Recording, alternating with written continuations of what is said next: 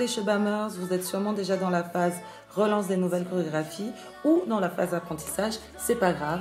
Nous allons voir ensemble quelques astuces qui m'ont permis et j'espère vous aideront aussi à apprendre plus facilement les nouvelles chorégraphies du Shebam 30. Le Shebam 30, vous avez dû remarquer cette richesse des mouvements, cette diversité musicale, une vraie palette de styles qui font de ces chorés des chorégraphies complètement explosives.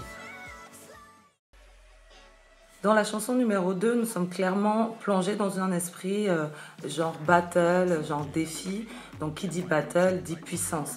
Donc mon astuce dans cette partie a été d'ancrer directement mes pieds au sol pour faire monter cette énergie au niveau des bras. Chanson numéro 3, oui, c'est vrai qu'il est question de girl power, prise de pouvoir, affirmation de soi. Mais pour moi, c'est pas une chanson simplement girly ou que pour les filles.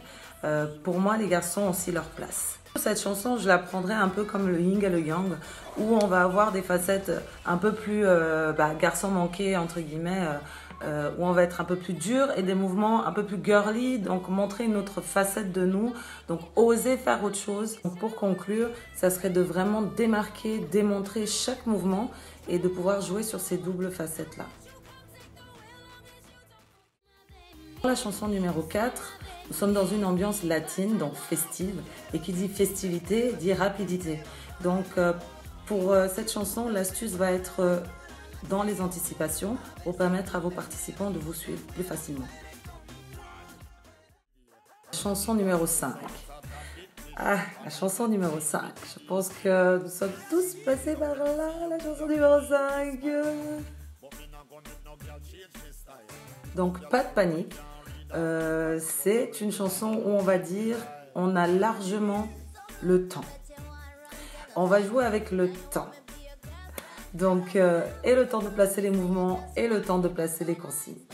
C'est vrai qu'avec cette chanson, le fait d'avoir eu aussi quelques difficultés là-dedans, ça m'a permis un peu de décortiquer et comment l'approcher. Donc, mon astuce, ça sera vraiment le temps. Je parle du temps, je parle bien du temps de la chorégraphie, c'est-à-dire que quand vous allez la donner, c'est de prendre le temps de donner les consignes de mouvement, prendre le temps pour explorer la choré et prendre le temps pour vous amuser dans la choré, donc prendre le temps. L'astuce dans cette chanson va être vraiment d'ancrer ses pieds au sol, on le dit tout le temps, mais vraiment poser ses pieds à plat et d'écraser, piétiner le mouvement pour marquer le rythme pour cette chorégraphie. Parce que finalement, on joue qu'avec le rythme.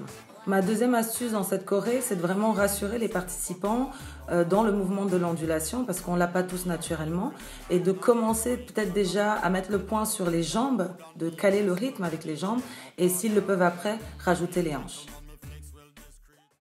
La chanson numéro 6, nous sommes dans une chanson qui va monter crescendo au maximum pour arriver dans une ambiance très explosive. Donc l'astuce dans celle-ci serait de monter déjà la chorégraphie step by step. Démontrer aux participants que chaque mouvement mis ensemble à la fin va générer une explosivité. Donc moi je dirais comme astuce, être monté sur des ressorts. Donc on rebondit tout le temps. Dans la phase de lancement, dans ce Shebam 30, on a énormément d'options. Donc jouez avec ces cartes-là. C'est-à-dire que lors des premiers cours, amenez souvent les options pour terminer après 6 semaines à des chorégraphies sans options. N'hésitez pas, si vous avez d'autres questions, Anaïs et moi-même sommes là pour ça. Là, nous arrivons à la fin de cette première partie de vidéo où on a pu voir ensemble les chansons 2, 3, 4, 5 et 6 du Shebam 30. Et j'espère que par ces quelques astuces, ça vous permettra de faciliter votre apprentissage. Et je vous dis à bientôt pour les prochaines vidéos.